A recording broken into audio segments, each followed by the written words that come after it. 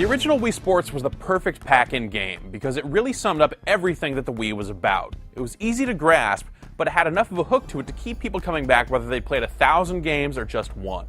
It showcased the Wii's motion-sensing controls and let you know what they were all about. But beyond all of that, it was, at its core, fun. Simple, basic fun. While that experience is the one that launched millions of sales for Nintendo's console, it's been a bit of a bumpy road for those of us with years of gaming experience.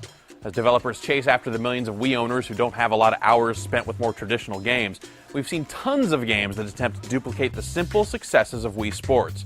But very few of these cash-ins have succeeded. All of this makes Nintendo's return to sports-themed mini-games that much sweeter.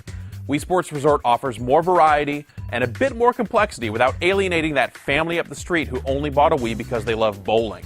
Unless you're some sort of sullen misanthrope who can only feel at peace when getting headshots with some kind of virtual scope, you're surely going to find something about Wii Sports Resort that keeps you and your non-gaming friends coming back for more. Wii Sports Resort is also the big showcase for the Wii Motion Plus. It's this tiny white brick attached to a Magnum-sized Wii sheath. And it makes good on all the promises that the Wii originally made back in 2006 by increasing the sensitivity of the motion sensing.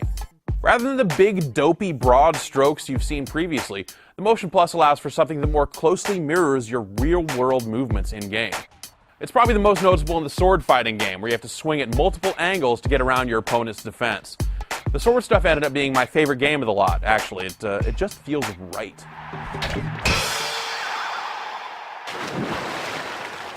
There are 11 other types of games to play within Wii Sports Resort.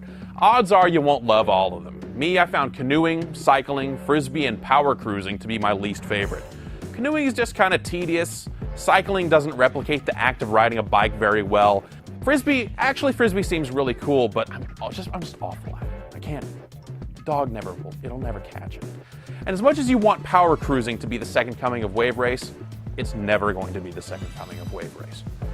But for every cycling, there's something like table tennis, which feels great and approximates the actual act of playing ping pong surprisingly well. Just like the real thing, it's all in the wrist, as twisting your wrist will apply spin to the ball. It brings more depth to an experience that would otherwise be strictly timing-based.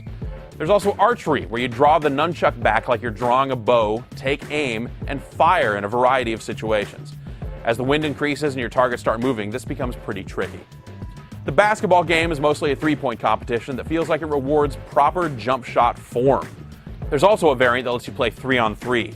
This is nice because it lets you execute slam dunks by slamming the Wii Remote home, but it takes so many liberties with the rules of basketball that it's kind of clunky.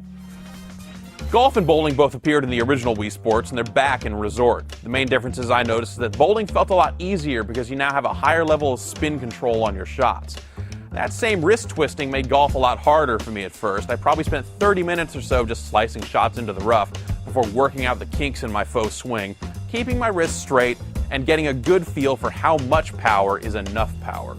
There's also an air sports section where you can skydive or fly a plane around the island. The skydiving almost seems like a tutorial designed to get you used to moving the remote with the Wii Motion Plus attached.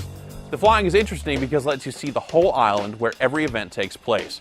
You can buzz the area where the sword duels take place, see the different cycling courses from the sky, and so on. But that and then the two-player dogfighting aren't strong enough to keep you coming back. All of these events are based around the tropical island of Woohoo. As you might expect by resort being right there in the name, the game has a Hawaiian shirt kind of feel to it that gives everything a bright and colorful style. It's not dramatically better than my memory of the original Wii Sports, but when you compare the two side by side, you can tell which one is newer. By offering 12 events and covering a variety of different styles, Nintendo has almost ensured that anyone who remotely liked anything about the original Wii Sports will find Wii Sports Resort to be a lot of fun.